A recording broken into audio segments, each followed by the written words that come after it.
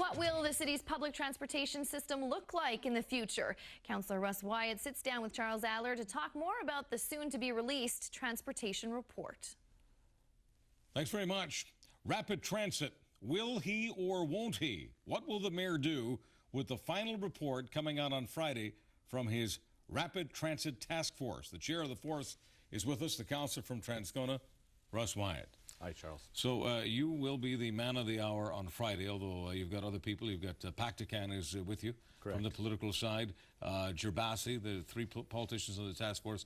Who are the other members of the task force? There's 6 citizen members, Dr. Gino DeStasio from the University of Winnipeg, Dr. Prentice from the University of Manitoba, Sandy Hopkins, Russ Malkowski, Deborah Goodfellow, and John Mann. Will we have a subway in Winnipeg? I'm not talking about sandwiches. I'm talking about, I'm told there are some cities in Europe, Winnipeg size, that actually have underground systems, subways. We will be giving the recommendations on Friday, but we have looked at all different alternatives available. And one of the challenges we had as a group was we were set out by council to look at all alternatives, but to keep in mind cost and to keep in mind how we can maximize our existing infrastructure as much as possible, considering the kind of challenges we have right now in the city. You know, I've said in the papers and on the air that in Winnipeg, rapid transit is a Pontiac.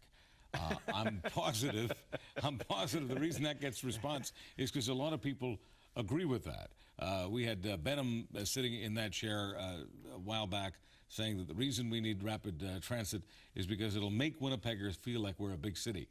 There's got to be a better reason than that, and I'm sure you've heard it at the task force. Yeah, you know, Winnipeggers, you know, it's a challenge today, I think, in the average family, in the average household, to afford 2 cars with the increasing cost of cars, gas prices, insurance, and whatnot.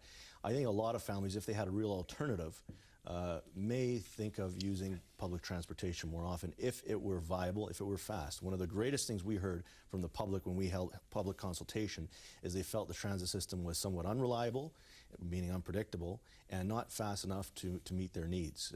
And so these are the things that we feel can be addressed if we start to implement a rapid transit system in Winnipeg. What are the limitations in terms of money? Did the mayor, did anybody say, well, come up with something, but it's got to come in at under X amount of dollars?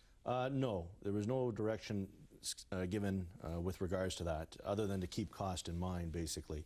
And that's something the task force looked at. We hired BDO Dunwoody to conduct a financial analysis for ourselves of different funds that are available in the country from the different levels of government. There is an emphasis, a directive from council, that at least 2/3 of money for any proposed system should come from the other levels of government.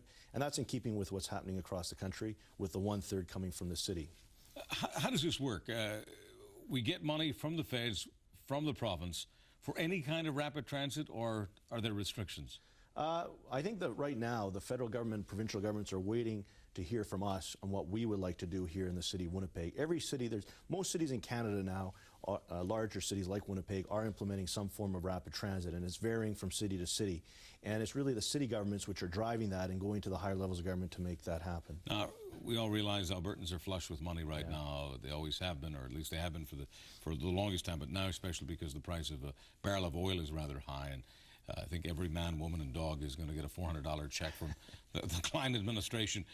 What's Edmonton doing with rapid transit? Edmonton is investing $500 million over 5 years in LRT, light rail transportation, right now. Which is similar to what Calgary has. Which is similar to what Calgary has. And I was recently talking to a councillor in Edmonton who I know fairly well, and there's this considerable debate in Edmonton whether they should be going the LRT and BRT. Right now, they're just very much flush with money. BRT is bus rapid transit. Bus rapid That's transit. what Glenn Murray was looking at. Glenn Murray was talking about bus rapid transit in the city of Winnipeg. And I think Mayor Cates went to Ottawa and fell in love with light rapid transit, with light rail. That's right. What are you in love with? You love with the rails or the buses? What is Russ Wyatt like? I'm in favor of doing something, at least do something for public transportation.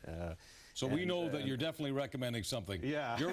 Your report won't say rapid transit in Winnipeg is a Pontiac. That's not right. what Russ No, Wyatt. I won't be saying that. So we know that. We're trying to ferret out what you will say. We know what you won't say. Right, So you're going to be recommending some sort of system. That is correct. We actually looked at, and we actually hired the same firm out of Toronto that put in place the O-Train for Ottawa to analyze the same options here in Winnipeg, and we've included that in our report coming out on Friday.